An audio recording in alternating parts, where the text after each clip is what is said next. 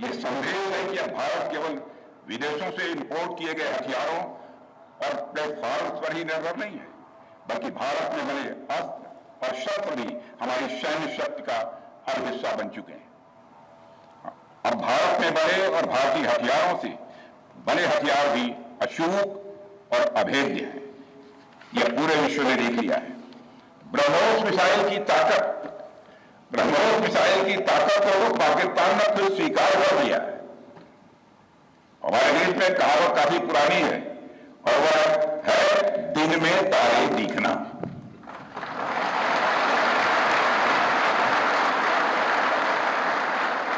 मगर भारत में बनी ब्रह्मोस मिसाइल ने पाकिस्तान को रात के अंधेरे में दिन का उजाला दिखा दिया है। रात के अंधेरे में दिन का उजाला दिखा दिया है। भारत के जिस एयर डिफेंस सिस्टम की तारीफ हर तरफ हो रही है, उसमें डीआरडीओ द्वारा बनाए गए आकाश और अन्य राडार सिस्टम की जबरदस्त भूमिका रही है। साथियों, कई स्थानों पर हमारे नागरिक दुश्मन के ड्रोन आते देख भाग नहीं रहे थे, बल्कि हमारे एयर डिफेंस सिस्टम के हाथों उनको मार गिराने की वीडियो बना रहे थे।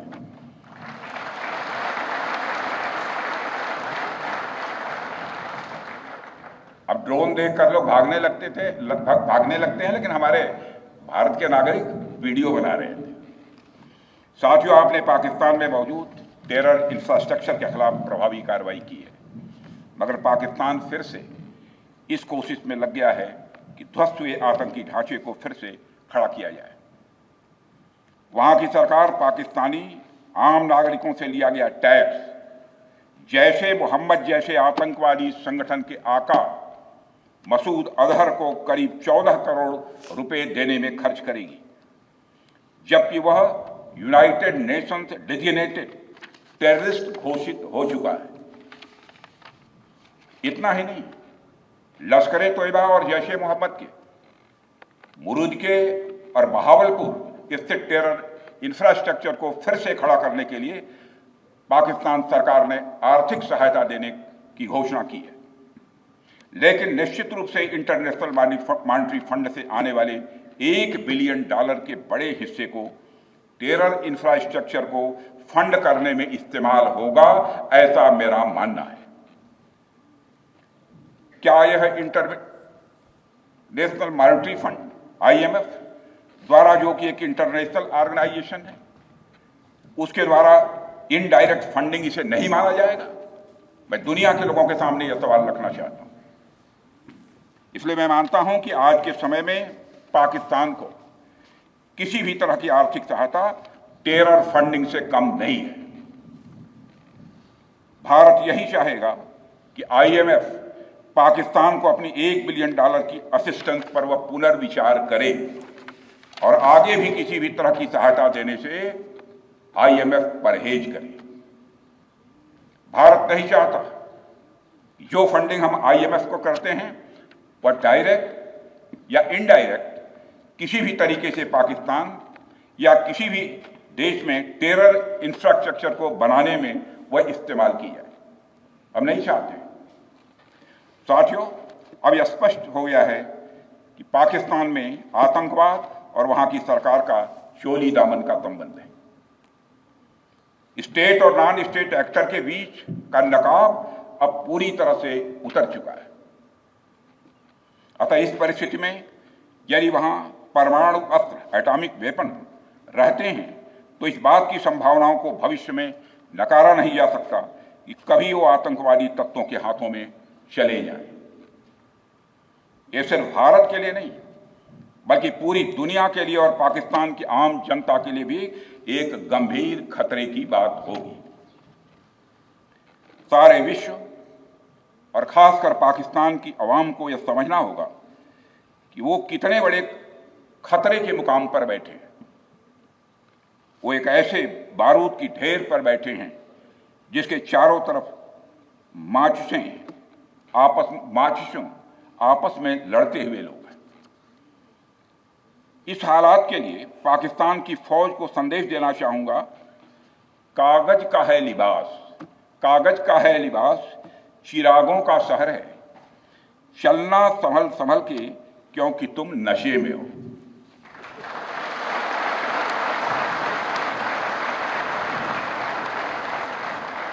साथियों, अभी आपने जो पराक्रम दिखाया है उसकी चर्चा पूरी दुनिया में हो रही है। जैसा मैंने पहले भी कहा, आज भारत को वैश्विक मंच पर जो सम्मान मिल रहा है उसकी बुनियाद में यदि कहा जाए साफ तौर पर तो वह है आपका पराक्रम।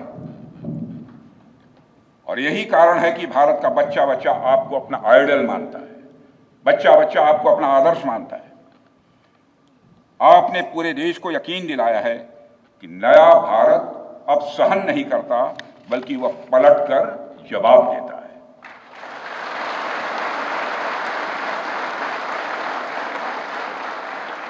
मैं चाहे जितना कुछ भी बोलूं, लेकिन मेरे शब्द आपके कार्य को मापने में असमर्थ होंगे। मैं कृतज्ञ राष्ट्र की ओर से आप सबके प्रति पुनः आभार व्यक्त करता हूं। साथियों, अब आतंकवाद के विरुद्ध लड़ाई केवल सुरक्षा का विषय नहीं बल्कि नेशनल डिफेंस डॉक्ट्रिन का यह हिस्सा बन चुकी है। हम आपके साथ मिलकर इस प्रॉक्सी और हाइब्रिड वॉरफेयर को जड़ से समाप्त करेंगे। रक्षा मंत्री होने के नाते यह संकल्प मैं दोहराना चाहता हूं। अब हमारा भारत पहले का भारत नहीं है। प्रधानमंत्री के नेतृत्व का यह नया भारत का जन्म हो चुका है। मेरे बहनों भाइयों, हम हमारे आराध्य श्री राम के उस मार्ग का अनुसरण करते हुए आगे बढ़ रहे हैं जिसमें वह आसुरी शक्तियों के विनाश का प्रण लेते हैं। निश्चरहीन करौ मही भुज उठाई पण कीन, अर्थात जिस प्रकार भगवान राम ने अपनी भुजाओं को उठाकर धरती को राक्षस विहीन करने का प्रण लिया था, ठीक उसी प्रकार श्री राम के आदर्शों का पालन करते हुए हमने भी आतंकवाद को जड़ से समाप्त करने का संकल्प लिया है।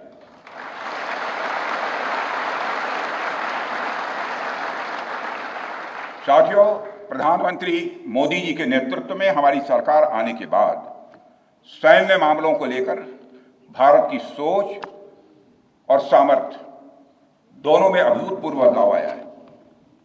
हम भगवान राम के उस सिद्धांत का पालन करते हैं, सठ संग विनय कुटिल संग प्रीति सहज कृपण संग सुंदर नीति, अर्थात दुष्ट के साथ विनम्रता, कुटिल के साथ सदाशयता और कंजूस के साथ उदारता का आचरण कभी भी नहीं करना चाहिए। मैं आप लोगों को भी बता रहा हूं, बल्कि सठे साठ्यम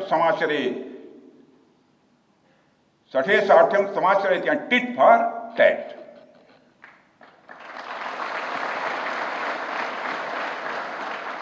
साथियों, ऑपरेशन सिंदूर ने यह स्पष्ट संदेश दे दिया है कि हमने शांति के लिए जितना अपना दिल खोल कर रखा है, शांति को नष्ट करने वालों के विरुद्ध उतना ही अपना हाथ भी खोल कर रखा है। साथियों, एक और बात मैं यहां साफ कहना चाहूंगा कि ऑपरेशन सिंदूर अभी खत्म नहीं हुआ है। जो कुछ भी हुआ है वह सिर्फ एक ट्रेलर मात्र था। अब जब भी सही समय आएगा तो हम पूरी पिक्चर भी दुनिया को दिखाएंगे।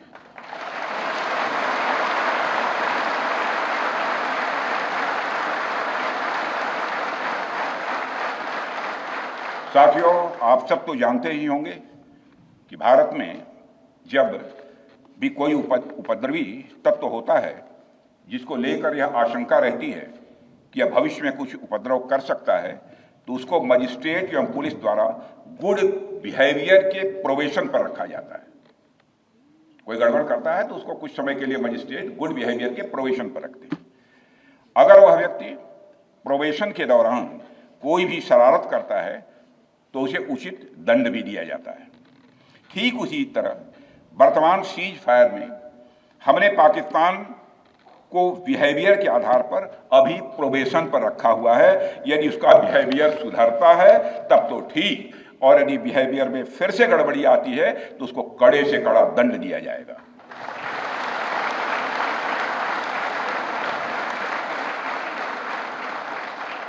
मैं फिर से इसे दोहराना चाहता हूं, अभी भारत ने पाकिस्तान को प्रोबेशन पर रखा है। वैसे भी माननीय प्रधानमंत्री ने हाल ही में एक बात बहुत साफ कही है कि आतंक प्रहार अब न्यू नॉर्मल है, यह न्यू इंडिया का न्यू नॉर्मल है। अब हमने साफ कर दिया है कि हमारी संप्रभुता को यदि कोई नुकसान पहुंचाएगा तो अब प्रहार भी झेलेगा। आतंकवाद का हम लाउडर और स्ट्रांगर जवाब देने के लिए तैयार हैं। साथियों, मैं जब देश के अलग अलग हिस्सों में जाता हूं तो एक बात हर जगह सुनने को मिलती है कि हमें हमारी सेनाओं पर गर्व है, और क्यों न हो। आप सबने अपने पराक्रम से, अपने शौर्य से पूरे देश के दिल में एक अपनी खास जगह बनाई है। लेकिन क्या सिर्फ गर्व और सम्मान ही काफी है? मेरा मानना है नहीं। साथियों, कुछ साल पहले हम दुनिया से हथियार खरीदते थे, आज हम खुद बना रहे हैं बहुत सारे हथियार। कुछ लेते भी हैं, artillery systems, radar systems, missile shields, drones और काउंटर ड्रोन्स जैसे साजो सामान आज हम भारत में ही मैन्युफैक्चर कर रहे हैं। हम इंपोर्टर से एक्सपोर्टर बन रहे हैं, और यह केवल शुरुआत भी है, केवल शुरुआत भर है। मैं आप सबको एक बार फिर ऑपरेशन सिंदूर की सफलता पर तहे दिल बधाई देता हूं, और मैं बस इतना कहूंगा कि आपके पराक्रम ने यह दिखा दिया है कि यह वो सिंदूर है, यह वो सिंदूर है जो श्रृंगार का नहीं बल्कि शौर्य का प्रतीक है। यह वह सिंदूर है जो सौंदर्य का नहीं बल्कि संकल्प का प्रतीक है। यह सिंदूर खतरे की वह लाल लकीर है, यह सिंदूर खतरे की वह लाल लकीर है जो भारत ने अब आतंकवाद के माथे पर खींच दी है। मैं इस अवसर पर साथियों आप सभी के साथ साथ देश की जनता का भी आभार प्रकट करता हूं। भारत की जनता ने एकजुटता और समझदारी का परिचय देते हुए आप सभी का, सरकार का, यानी पूरे देश का सहयोग किया है। इस लड़ाई में न केवल सरकार, आर्म्ड फोर्सेस और सुरक्षा सभी नागरिक एकजुट थे, और मैं कह सकता हूं कि भारत का हर नागरिक इसमें सिपाही की तरह भागीदार था। मैं देश की उन माताओं को भी प्रणाम करना चाहता हूं जिनकी कोख से आप जैसे बहादुरों ने जन्म लिया है।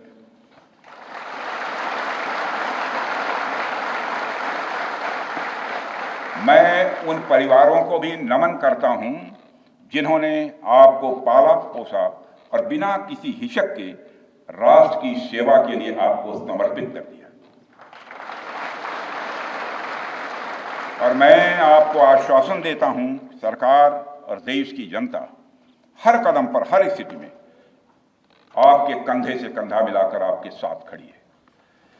और मुझे पूरा विश्वास है कि आपके सहयोग से हम इस पूरे रीजन में आतंकवाद का समूल नाश करेंगे, ताकि कल को कोई भारत की संप्रभुता के खिलाफ आंख उठाने की हिमाकत न कर सके।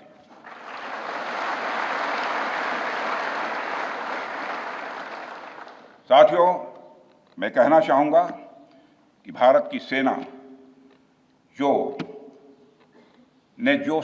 अदम्य शौर्य दिखाया है और सरकार ने जो अद्भुत कूटनीतिक परिदृश्य बनाया है, मैं फिर से दोहराना चाहूंगा, भारत की सेना ने जो अदम्य शौर्य दिखाया है और सरकार ने जो अद्भुत कूटनीतिक परिदृश्य बनाया है, उसके आधार पर मेरे बहादुर जवानों, आप आश्वस्त रहिए कि भारत के भविष्य का सूर्य प्रखरता के साथ उदित होने वाला है, और यह सब रात के टिमटिमाते हुए नक्षत्रों की तरह बुझने वाले हैं। इसलिए आज मैं कहने आया हूं, सेनानी करो प्रयाण अभय, सेनानी करो प्रयाण अभय, भावी इतिहास तुम्हारा है, सब नखत अमा के बुझते हैं, सारा आकाश तुम्हारा है।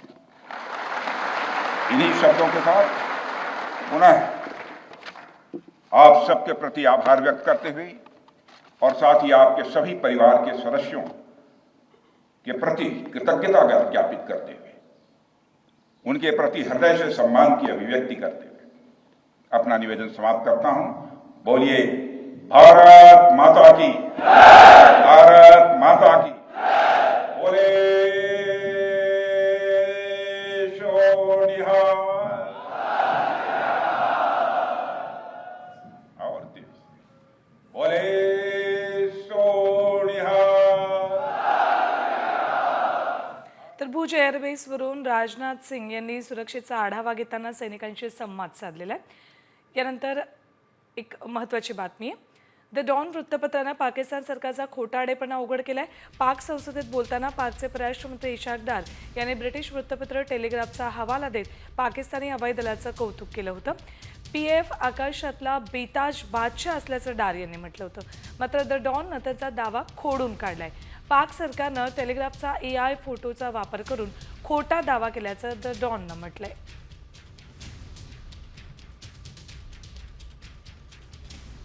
टेलिग्राफचा हा फोटो AI फोटो आहे, तर ओरिजिनल पोस्ट बघा काय आहे।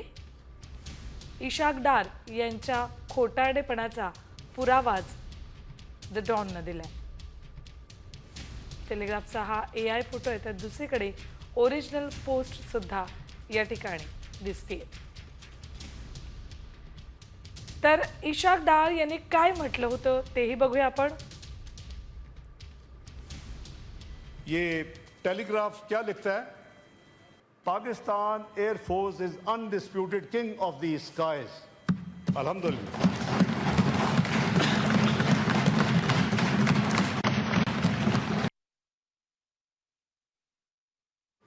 आणखी एक महत्त्वाची बातमी, POK जवळच्या सालुत्री गावातले नागरिक आता आपापल्या घरी परतायला लागलेत। सीमेपलीकडून झालेल्या गोळीबारानंतर सुरक्षेच्या काळास्तव ते गाव सोडून गेले होते। मात्र आता शस्त्रसंधीनंतर दहशतमुक्त वातावरणात मोकळा श्वास ते घेताना दिसत आहेत। पुन्हा एकदा यांचं जनजीवन पूर्वपदावर येते। हे सगळे सालुत्री गावचे नागरिक।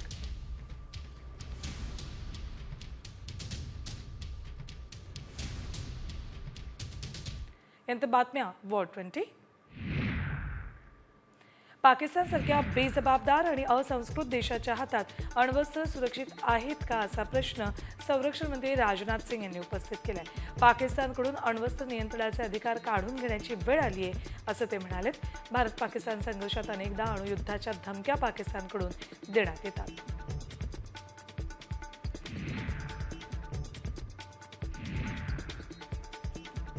पाकिस्तानला समर्थन करणाऱ्या तुर्कीला भारतातून दणका द्यायला सुरुवात झाली। मुंबई विमानतळ येथील ग्राउंड स्टाफ असणारी सलेबी नाज या तुर्की कंपनीचा आता करार रद्द करण्यात आलाय। या कंपनीला विरोध करण्यासाठी शिवसेनेतर्फे 12 मे रोजी एल्गार मोर्चा काढण्यात आलेला।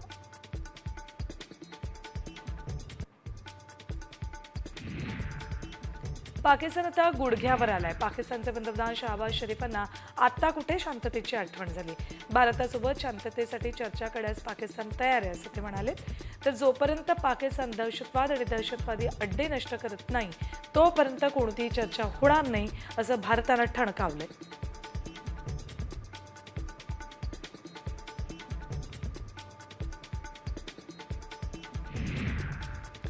पहलगाम हल्ल्याआधी असीम मुनीरनं हिंदू आणि मुस्लिमांना एकमेकांपासून वेगळं म्हटलं होतं। तर अमेरिकेत दहशतवादी हल्ला करण्यापूर्वी ओसामा बिन लादेननं काश्मीरबद्दल एक मोठं विधान केलं होतं। भारताला धमकी देताना लादेननं भारत आणि अमेरिकेला सर्वात मोठा शत्रू म्हटलं होतं। ज्यामुळे असीम मुनीर लादेनची स्वप्न पूर्ण करतोय का असा सवाल उपस्थित होतोय।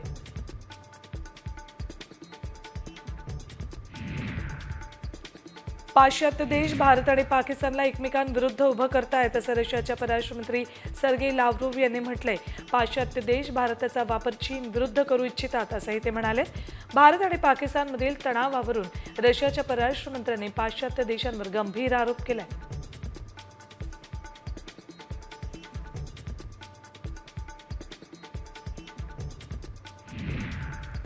तुर्कीची राजधानी अंकारामध्ये भूकंपाचा जोरदार धक्का जाणवलाय। परंतु इराणच्या न्यूज एजन्सीनुसार कोणत्याही जीवितहानीची किंवा जखमींची नोंद नाहीये. गुरुवारी दुपारी 3:46 तुर्कीमध्ये 5.1 रिश्टर स्केलचा भूकंप झाला.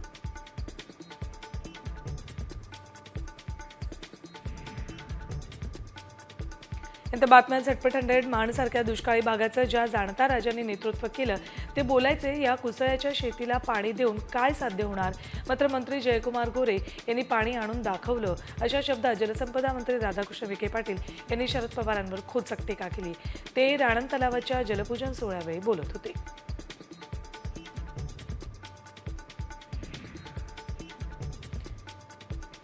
जिहे कटापूर योजनेचं पाणी माण तालुक्यातील आंधळी धरणातून राणन तलावात पोहोचवण्यात मंत्री जयकुमार गोरेंना यश आलंय. जलसंपदा मंत्री राधाकृष्ण विखे पाटलांच्या उपस्थितीत राणन तलावात जलपूजन करण्यात आलं. यावेळी हे काम यशस्वी केल्यामुळे विखेंनी गोरेंचं तोंड भरून कौतुक केलं.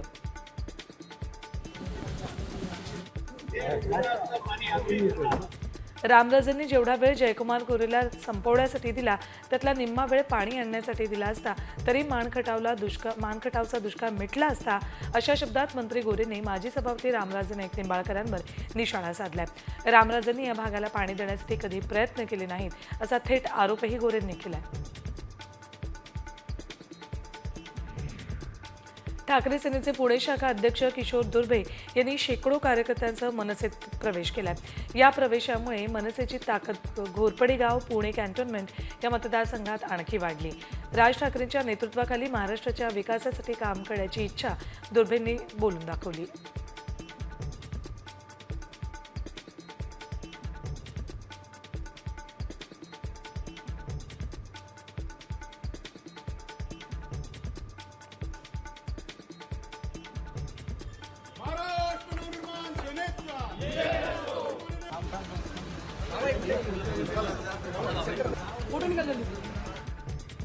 इथं वाशिम जिल्ह्यातनं शेतकऱ्याचं कसं नुकसान झालंय त्याची बातमी. काल अवकाळी पावसानं जिल्ह्याला झोडपून काढलं आणि काबाड कष्ट करून पिकवलेला शेतमाल विक्रीसाठी कृषी उत्पन्न बाजार समितीत शेतकऱ्यांना आणला होता. मात्र अवकाळी पावसानं या शेतमालाचं होत्याचं नव्हतं केलं.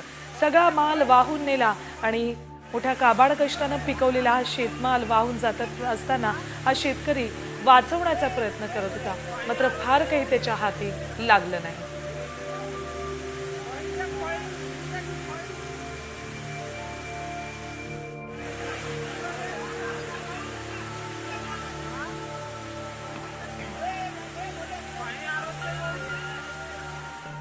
बातमी राजकीय विश्वातून. महापालिका निवडणुकीसाठी शिंदे सेनेनं कंबर कसली आहे. निवडणुकीसाठी खासदार श्रीकांत शिंदे मैदानात उतरलेत. मुंबईमध्ये शिंदेंच्या युवा सेनेचा मेळावा आयोजित केलाय. या मेळाव्यात श्रीकांत शिंदे मार्गदर्शन करणार आहेत. शिंदे सेनेच्या या मेळाव्यात श्रीकांत शिंदे मार्गदर्शन करणार आहेत. महापालिका निवडणुका येऊ घातल्यात आणि त्यासाठीच शिंदे सेनेनं कंबर कसली.